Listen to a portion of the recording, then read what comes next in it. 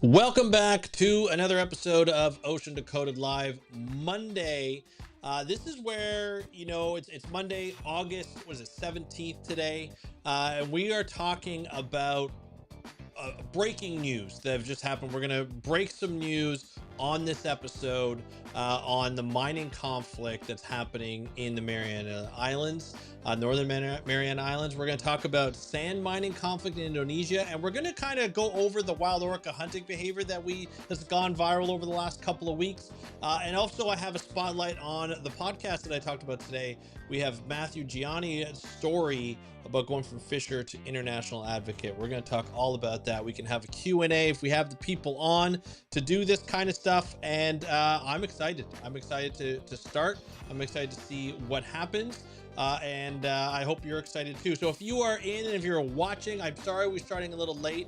I just got this breaking news today. I wanted to make sure that I had all my information. I've been following this story for a while. So let us get into it on the breaking news scale.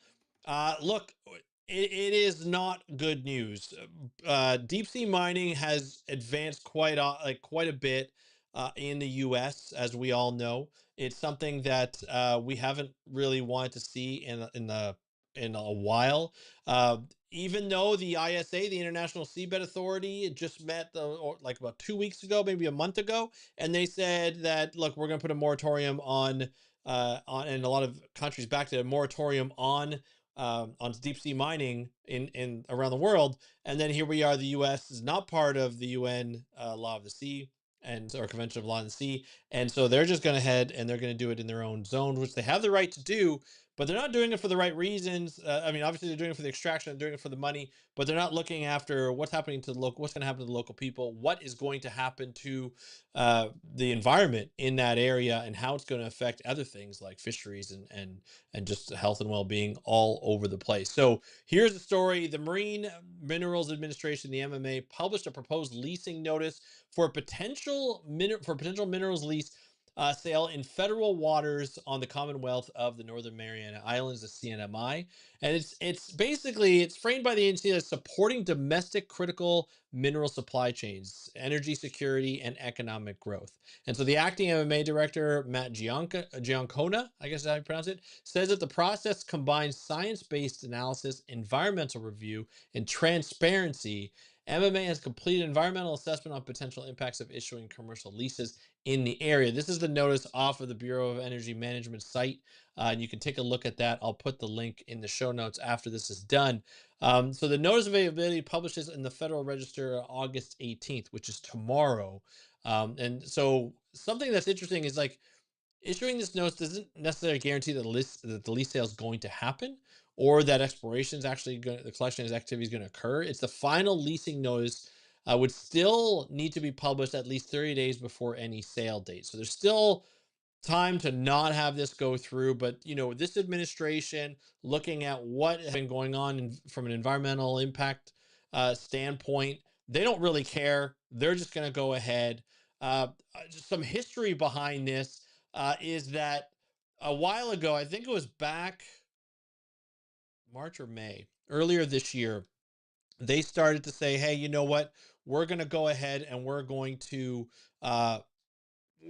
to issue an RFI, a request for information, and it's a comment period, basically saying, "Hey, what do you know about this deep sea mine? Like, what do you want? Like, for the people around CNMI, do you want this leasing to happen? Do you want deep sea mining to happen in your area? With people around the U.S. and all over the world, do you want this to happen? You have this time. You have 30 days to comment. I think it was extended. You had comment time. I think it may have been even over 2025 and 2026, the comment period. But it's 30 days. It even got extended.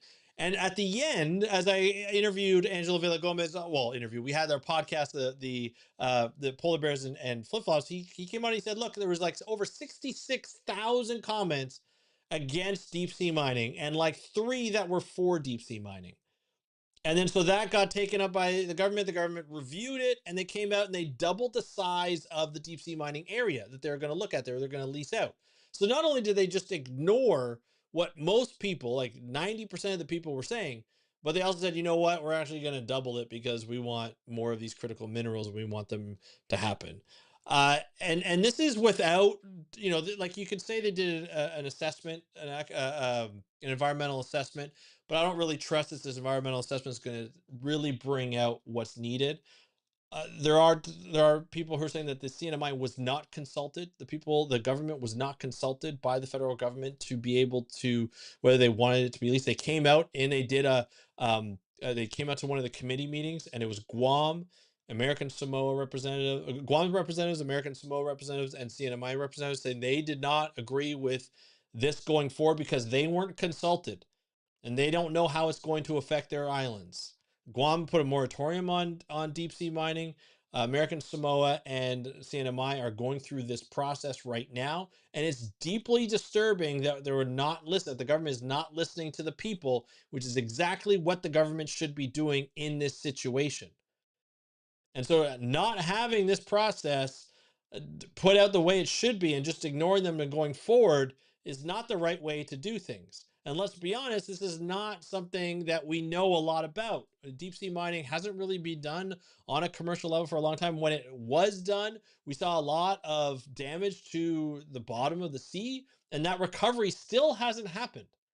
Right? 3 or 4 years later, the biodiversity that was there before the deep sea mining happened in the Clarington-Clipperton zone was still not recovered 3 or 4 years later. Right? So we know that there could be damage. We do know that. We don't know the extent of that damage, especially if it's going to be a full-blown thing. And then just at the ISA, the International Seabed Authority meetings in Kingston, Jamaica, just last month, we saw the conclusions of that, which I'm going to talk about in my How to Protect the Ocean podcast interview with Matthew Gianni on Friday. But the conclusions basically came out and said, hey, you know what? This actually really isn't that economically viable. And we're starting to realize that as the batteries are getting better and they're depending less on critical minerals that are being mined in these areas like manganese and copper and nickel, and they're just like, this may not make sense to actually do it at all. So we need to do more research on whether this can be done, and we still don't know the effects that could happen, the damage that could happen on a full mining industry. There is rumors that this might just be like a pump and dump kind of situation where it looks like mining is going to happen. There's a bunch of investment that happens. It doesn't happen, but the executive leadership can go out with a lot of money because they can sell their shares at the right time. So who knows what's going to happen? I would love to hear your thoughts. Put them in the comments below because this pisses me off. I'll be honest. I'm not happy about this one bit.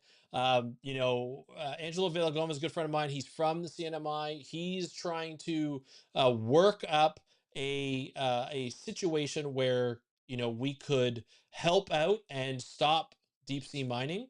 He's got a great campaign. I got to look it up on here just to see if I can get it going here, just to make sure. He's got a great campaign on how we can combat it. And so I'm just going to look it up here. It's called Miss Abyss Octopus. So check that out. Instagram, Miss Abyss Octopus. It's basically like a cutout of a Dumbo octopus, which is gorgeous. And you can take it around. You can put it on your Instagram and say, hey, I'm against deep sea mining. Take a picture, put the right tags, cut it out, put the right tags, take a picture with your class, with your family, with your friends, and show the government of the US that you do not want deep sea mining. Especially if you're American, this is a time to stand up because you just never know what is going to happen. There are elections coming up in November, and if these elections go the right way, all this effort could happen to stop deep sea mining. So get out and vote. That's the biggest thing you can do right now, but also know the facts. Know the facts. Check out the interview on How to Protect the Ocean on your favorite podcast app on Friday with Matthew Gianni. I'm going to be talking about him in just a second, his story, because it's absolutely amazing. All right, that's it for the breaking news story. We're going to go into our next story, which is mining again. It's a form of mining, right? So we're going to go from federal waters near Mariana Islands to Southeast Asia, where a different mining proposal is putting fishers and marine habitat at odds with the government plan. This is not new. So this is like sand. It's a sand mining operation. It sparks fisher opposition in the Riau Islands in Indonesia. So the Indonesian government proposes marine sand dredging off of Nubing Island, Riau Islands province, framed by officials as a marine sediment management. So no company has begun operations yet. Hundreds of fishers are protesting in many different places and citing threats to fishing grounds and tourism. And critics want turbidity, critics warn of turbidity increases, coral reef damage, altered coastal currents, weakened coastal defenses. Dispute has the geopolitical angle too, which the strait sits between Sumatra and Singapore, raising security concerns. So this is all off of Mongabay. You're looking at this as like, how do we tie this into like border controversy over Indonesia's sand and export policy, right? I think it's really interesting if you follow this and you look at how, sand and how mining is divided, especially along like a border, which could be disputed or not. This could be an area where you're looking at how like sand is mined. And if you look at sand mining, think about it. It's picking up sand and putting it onto a dredge or like some kind of float, like I'm trying to think of the term here. I guess it's dredge. I don't know, like a flatbed for boats, and it's going to the coastline and emptying it. But think of all the like when you pick up sand in water, it just disperses everywhere. So if you don't have the proper safety nets around it to make sure that it doesn't the turbidity doesn't go everywhere. Also, you're mucking up the sand. You could be destroying any kind of important habitat that's there. If there's fish there, they could die. They could suffocate. Any kind of habitat that uses fish or that helps fish out to hide and stuff also gets destroyed. So this is not a good sign for the fishers. Actually, the guy I'm about to talk about, Matthew Gianni, was involved in a similar situation during his time, where he was a fisher and he didn't want everything coming down to they were dredging in San Francisco Bay. They were going to dump the dredge on a prime fishing area, and he was like, you know what, I don't want this to happen. So with a bunch of fishers, they got together and they stopped that. All right, Lucamir said, hey Andrew, pretty concerning. We still have major gaps in our understanding of deep sea ecosystems, so starting to mine now feels risky. Cheers from Argentina. Absolutely, you're completely correct. I agree with you 100%. We don't know much about the deep sea. And actually in tomorrow's podcast episode, it's all about the deep sea this week. I talk about a study that actually Matthew Gianni was inspired to start the Deep Sea Conservation Coalition, where they looked at seamounts, and they looked at highly dredged seamounts versus lightly dredged seamounts versus seamounts that weren't dredged. And they noticed that after 5 years of a highly dredged seamount, the coral and everything and the animals that provide the habitat did not return. There wasn't any kind of growth, because a lot of these corals in the deep sea and sponges take centuries. They've been there for centuries. It takes them a long time to grow. And so you can't just expect things to just rebound after like 5 years, 4 or 5 years. So imagine what's happening in the deep sea, where we don't even understand how the processes happen, right? We don't understand, like, if you come across and you're mining in an area and there are corals, nobody's going to see these corals. Nobody's going to see these coral habitats. The CNMI is not going to see it, because they just can't see that deep unless they take pictures and they do like regular monitoring and they share that with the public, which they're probably not going to do, because it's not in their best interest to share that information. So we have no idea the damage that we're going to cause. We have no idea the length of that damage and how that's going to affect the surrounding areas. Could that be a fisheries habitat? Could that be an area where upwelling begins? We have no idea in this situation, and it's probably not going to tell us in the environmental assessment and the environmental impact assessment. So yes, Lucamir, I completely agree with you. It is an awful situation, and I just hope that we will get, some better indication of what's down there. And I don't know if we'll get it from mining situations, but hopefully there'll be academics or other programs that will go down there with them to make sure that they are not doing some bad things or not destroying some bad areas. If they even go down, I don't even know if they're even going to go down, to be honest. So I don't know what's going to happen with that. But as I've spoken about Matthew Gianni a couple of times, and I think his story is amazing. On the How to Protect the Ocean podcast today's episode is all about Matthew Gianni. He's the guy that I interview on Friday. He is the co-founder and political and policy advisor for the Deep Sea Conservation Coalition located in Europe. Great guy, really great to talk to. But he started off as not a marine biologist. not a policy person. He started off as a fisher in the United States, like all over the world, right? He fished up and down the West Coast, up and down the East Coast, did trawling, did long lining, did pot traps, all these different types of traps. And really worked. And what he really noticed during his time, I'm going to give you the quick story, but if you want to go check out the podcast, you can.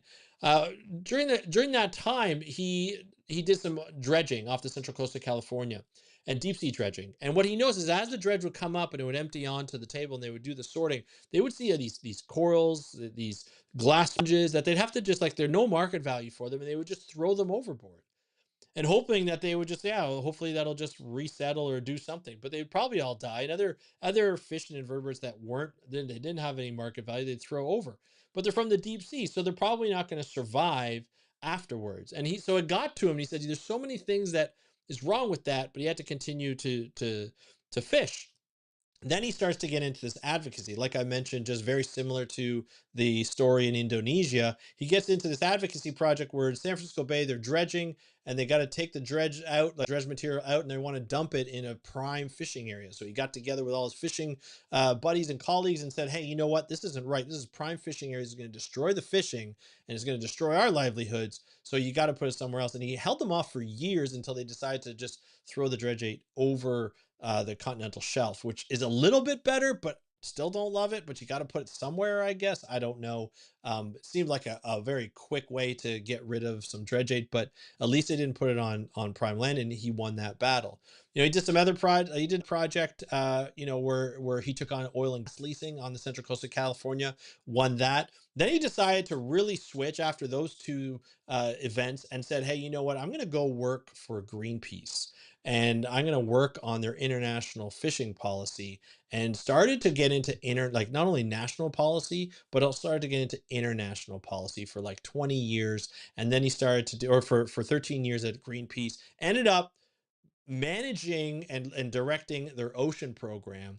And then he came across the story, the seamount study that looked at a number of different seamounts and how they were being dredged. So some were heavily dredged, some weren't dredged, and others were just not dredged at all. And they noticed this, researchers in Australia noticed, this is off the Tasmania, noticed a significant difference in the recovery of these species. They weren't recovering after 5 years. And so that inspired him to say, hey, you know what? We need to do something about deep sea trawling, especially in the high seas.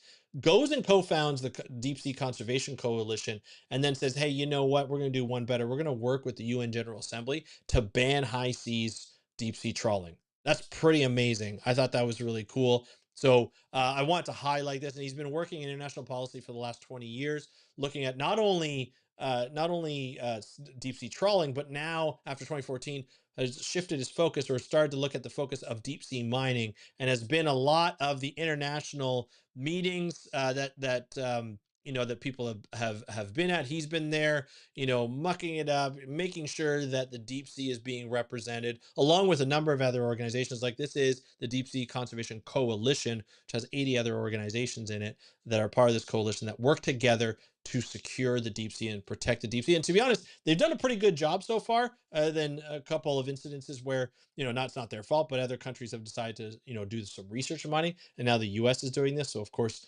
it's kind of changing the game and seeing how things are going. But we'll see if mining happens in the US, if it actually happens, although, it's not looking great, to be honest. But again, hopefully it's just like a pump and dump, and these guys just want money. They don't necessarily care about the minerals that they're actually getting. They just really want money. So from human conflict over to the ocean floor to something a little bit more wild. This is something that I feel like people have seen before, but I kind of want to talk about it because I have a little bit of an interesting take on this. Obviously, it's kind of cool. Orcas do really cool things, but orcas were caught on video doing something researchers have never really documented before.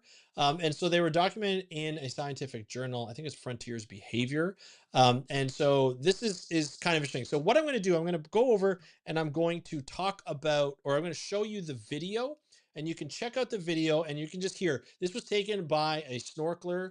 I believe it was in the Pacific. Pacific. I think it was in the Pacific, Baja, California, I think. And then this was one of two incidences. There was another incident in Papua New Guinea, and I'm gonna show it to you right now with the sound. I think you can hear the sound with the sound and see, and you can see what happens. So it's kind of hard to tell. I'll let you watch it, and we'll go over it again. There's the orca on the right, and there. Oh, and then the orca smashes through the it's a mola mola, essentially a dead sunfish that the orca was holding. And so you can hear the person kind of in the background kind of scream like, cow, I've never seen anything like it.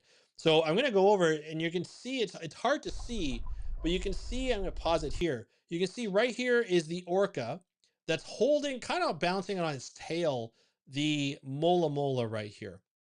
And then there's going to be an orca that comes up from the bottom. This is a dead sunfish, and you're going to see it just kind of fly through out of nowhere, and bam, smashes through the sunfish. Like literally, the sunfish explodes as it gets rammed. And there's a couple of, like, the researchers that were looking at this are thinking it could be because of a couple of reasons. Now, it could be because the scales, the outer skin of the mola mola is so tough and not really great tasting that it it's hard to get through, that maybe ramming it was a little better. And obviously you can see as it comes through, it shatters into many little pieces. You can see the orca right at the top here diving down and grabbing pieces of, it looks like it's grabbing pieces of the smashed and dead mola mola. So it's quite a sight to see. I'm just gonna rewatch it here.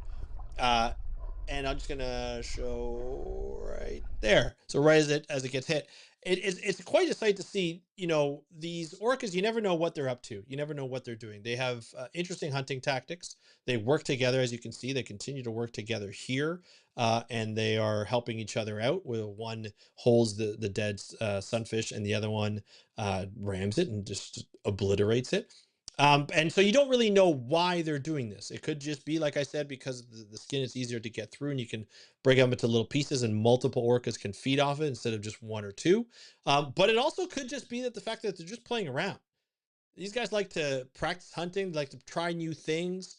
And orcas are very intelligent that way. And it could just be like one of those, hey, bro, I dare you to ram through that dead sunfish. And he's like, yeah, I got this, man. I'm going to do it. You can't do it. I'll do it.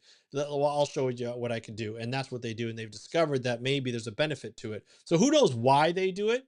Now, here's where it comes into an interesting take. I have an interesting take on the paper. So the paper basically describes two different videos of this happening. It doesn't show a trend. It's not showing that there's a pattern there. It's not. These are only two instances that we've witnessed. It's very interesting. There's no doubt about that, and should be documented in science. I don't know if it deserved a full paper in a scientific journal, because there were just two observations. And a lot of that, like, and behavioral science is different from one of the science that I'm normally used to. I'm very analytical thinking, and so I see that. There was a lot of assumptions that were made, and I think the researchers put it in just to like document it and say that they documented it. But there wasn't a lot of information in there. There's a lot of what ifs and assumptions that were there.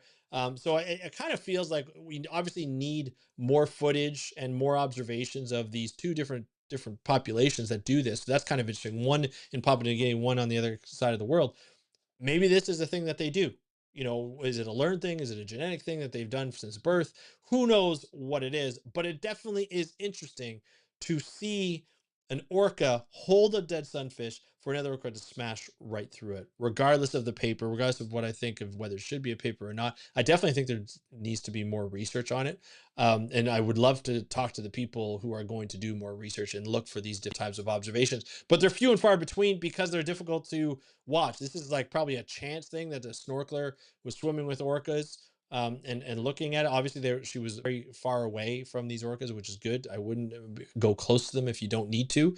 They're a large orca. They're a large animal. Nothing has ever happened in terms of being harmed by an orca in the wild that's been reported. But I wouldn't recommend being in the water with these, because they're huge, they're fast, and you never know what they're up to. But they're definitely cool to watch from afar on a boat, and definitely see cool behaviors that you just never seen before. So I just wanted to show you that, end off on a good note. But obviously, recapping, we've got breaking news that the U.S. government is going ahead with this lease sale It's the second notice, and there's probably going to be a third notice. Obviously, very disturbing in the CNMI for the CNMI, and it's not something that we hope to see that actually goes through. So hopefully nobody will buy it. But the metals company, Barron, the CEO, is looking forward to this. He's been pushing for this for a long time, and I have a feeling they're getting a little desperate because their stock has gone down ever since they announced that they were going to do some mining. So we'll see exactly what happens. But that's the show. That's the episode for today. I want to cover. Oh, we also covered the. Sorry, we covered that. We covered the sand mining that's happening in Indonesia, and fishers are not happy about it. And of course, we talked about Matthew Gianni, who's going to be my interview on the How to Protect the Ocean podcast. So go to your favorite podcast app, search up How to Protect the Ocean podcast, check that out on Sunday or on Friday, and of course you can check it out today. Monday to Friday, I post on that, and you can check it out. His story on there is quite inspiring if you're looking to be inspired by ocean advocates, from a fisher to an ocean advocate, international ocean advocate. It's quite amazing. Tomorrow we got the Seamount podcast, so lots of information on there. I do a podcast on Gerard Barron and the desert that he claims that the deep sea is. So check it out, and of course, don't forget to subscribe and hit that notification bell so you don't miss any of these episodes. Monday to Thursday, I'm going to say between 4 and 6 p.m. because I can never really get to the 4 p.m. because today was kind of crazy at work and I was trying to figure out this whole breaking news stuff. So I appreciate you joining us. I'd love for you to subscribe. I'd love for you to tell a friend that we do this each and every Monday to Thursday. And I want to thank you so much for joining me on today's episode of Ocean Decoded Live. I'm your host, Andrew Lewin. Have a great day. We'll talk to you next time, and happy conservation.